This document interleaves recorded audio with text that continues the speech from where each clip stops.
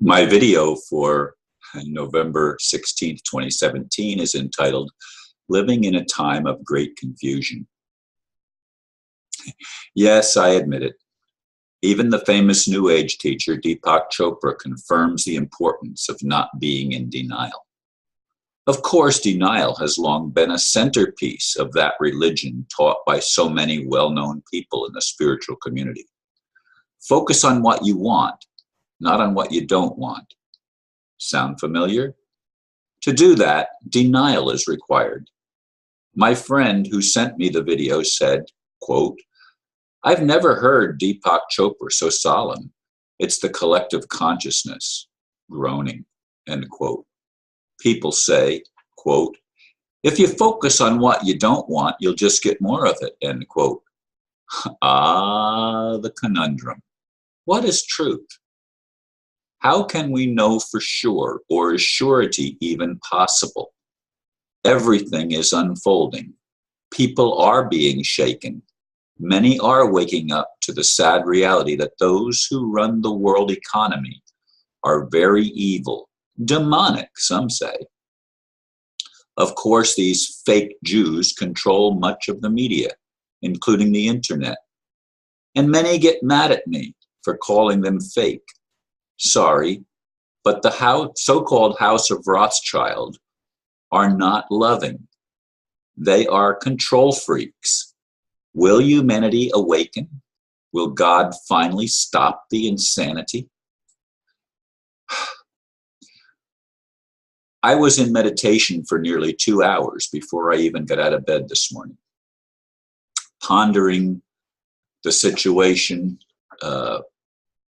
with a friend of mine who is going through very big struggles. And of course, some in my own family are also going through major struggles. And people around the world are being faced with problems that seem insurmountable. Our lives are being, as I said, shaken at the very core of our existence as we have to question, what's it all about? Now, I was going to make a video on the protocols of the elders of Zion. And as I did some searching on the internet for the latest things, most of the articles that come up first in the search are articles debunking the protocols of the elders of Zion. And then I saw some that are promoting it, but they're also promoting the idea that the real Jews are Negro, which is not true either. So you've got a whole lot of stuff that's going out there on the internet that is just crazy. But of course, the mainstream media is even more insane because they very rarely ever tell the truth. Because again, it's the same Zionist people that are running that system. The whole system of the world has been taken over by very evil entities, and it hasn't just happened in our lifetime, folks. It's been going on for a long time. The only thing that's changed in our lifetime is now we have instant communication. People can know what's going on in other parts of the world right now because of the internet. That spy technique that was created by the House of Rothschild to keep tabs on us and to know where their enemies were, the people that were blowing the whistle on what's going on. They created that to spy on us, but it's also given us the opportunity, many of us, to determine more facts and put more things into the equation of what's going on, which of course creates the great confusion because everything contradicts everything else. And so we're left with the dilemma of determining what is real, what is true, what is factual. If you believe that what the mainstream media tells you is the truth, you are very, very deceived. But then again, you wouldn't even be hearing me say that, would you? Because you're not paying attention to alternative media at all, where you can get some ideas that challenge the status quo. I am very, very frustrated because I'd like to be able to help my friends that are in tremendous, tremendous stress that's going on. And I'm not talking about people that I don't know that are just friends on Facebook or YouTube subscribers. I don't know most of the people that have sent friend requests to me on Facebook. I don't know most of the subscribers who subscribe to my channel and don't even watch my videos. Some people subscribe just so that they can get other subscribers to their channels.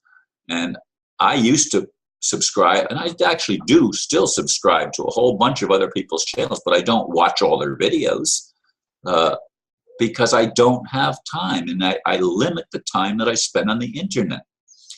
So I'm very aware of the conundrum that we face. I'm very aware of the confusion that's going on in our minds and in our lives that keep us from even having the ability to focus only on what we want.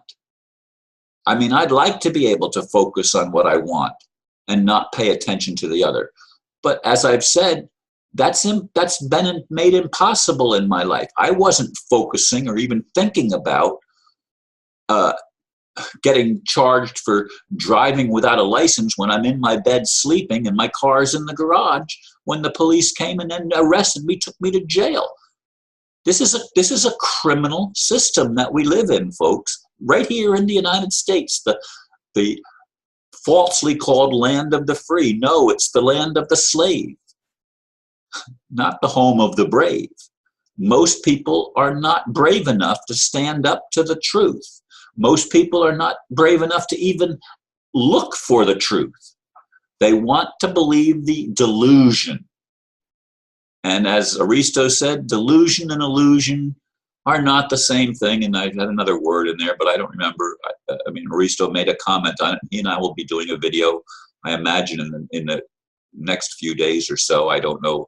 He has a schedule that he's able to do videos, and then another period that he's not able. In any case, folks, I would like to see a world that works for the average person and lifts us up and builds us from the inside that reflects on the outside of our experience. I'd like to see the positive changes that many of us have longed for, not just in our own generation, but for generations. People have wanted a world of truth. They've wanted to be able to be supported in their lives rather than pushed down. And the monetary system run by the House of Rothschild pushes people down. It keeps people enslaved. It's a slavery system by deception. When are we going to get it? When are we going to break through the confusion, see the truth, embrace the truth, and transform our world? And when are we going to get the help that's needed to do that from a God that's supposedly a loving God? Obviously, the God of the Old Testament is not a loving God. And the God of the New Testament resists not evil, was one of the teachings of the New Testament. Well, if we don't stand up to evil, how are we going to stop it if we don't resist it? There's so many confusing things, so many contradictions that are part of our human experience, and we need to break through and somehow get to the place where we not only are empowered and remember who we are, but we are supported in the bigger scheme of things by the supposed God that's in control of everything and the creator of all that is. Folks, that's my message for today. Thank you for listening, and namaste.